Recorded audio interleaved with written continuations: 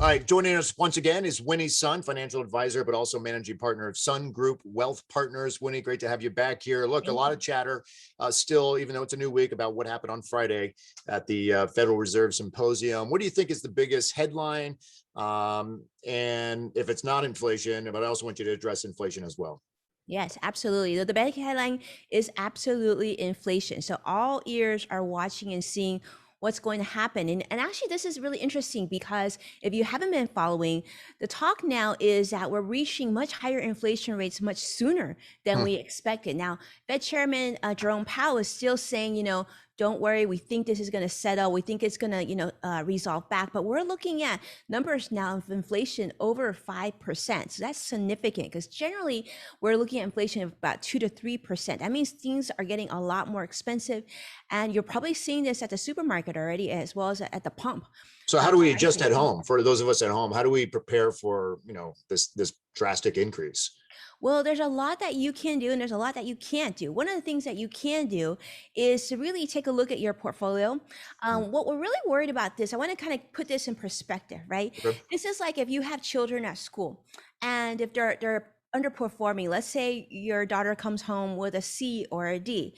Now, temporarily, that's not a good thing, but in the right. long run, if she can pick it up, she'll be okay. Now, if inflation continues long term, this is a problem, right? If she continues to get poor grades, what are we going to do? So some of the things I would recommend you do right now is to take a look at your portfolio and make sure that you have a good portion of your portfolio includes dividend earning for like stocks or mutual funds or ETFs to balance out. A lot of people are holding a lot more in tech, right? And growthy names. Make sure you have both elements in your portfolio, as well as making sure you have some consumer staples, because these are areas where people, when they're limited on budget, are still going to go ahead and spend money. So take a look at your portfolio, but make sure that your money is working really hard. And the other thing I would say is either tighten your spending or boost your income. And better yet, if you can do both. Okay. Hey, we've talked about this next one a couple of times, but the phrase "cash is king," right? Mhm. I mean, how is that not possible? There are some, online articles out there saying maybe not so fast. Maybe this could actually hurt you in the long run. Can you explain? Yeah, Mike, thank you so much for asking this because it's actually been a trending topic. A lot of people are saying, what do you mean cash isn't king? Well, typically cash is king if you're looking to like number one fund your emergency fund, or you're looking to maybe buy a new house and buy real estate. But right now, especially because interest rates are at a historical low, and we're also talking about Mhm. increasing inflation. So having too much cash in your portfolio or in your investment account or your retirement account is a big problem. And actually, unfortunately, we're seeing actually record levels of just cash in retirement plans for a lot of employees.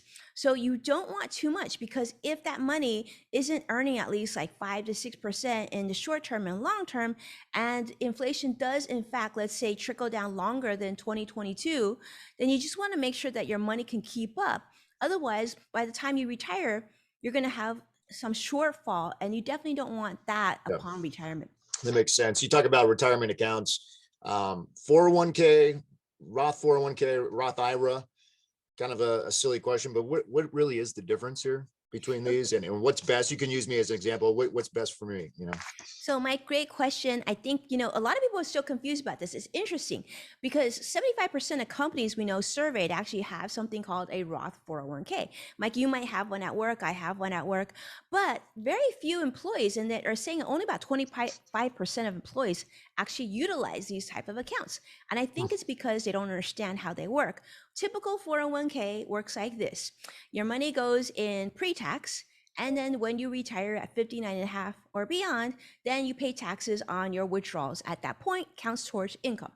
A Roth 401k is actually the reverse, where basically upfront you don't get a deduction, but once you reach 59 and a half and beyond, that entire sum that you've accumulated in this 401k plan grows 100% tax free. So whether it be a traditional 401k or Roth 401k, both company accounts. But if you have the Roth 401k, I would definitely take a look, especially for you, Mike. I will tell you, I put almost all my money into my Roth 401k for this reason. I'd rather, when I'm reaching like 60, 70, 80, Yeah. that all that money I know is mine. That's And all of you, it. yeah, and you No have a lot of taxes. time, no taxes, and you have a lot of time to save because you're still young.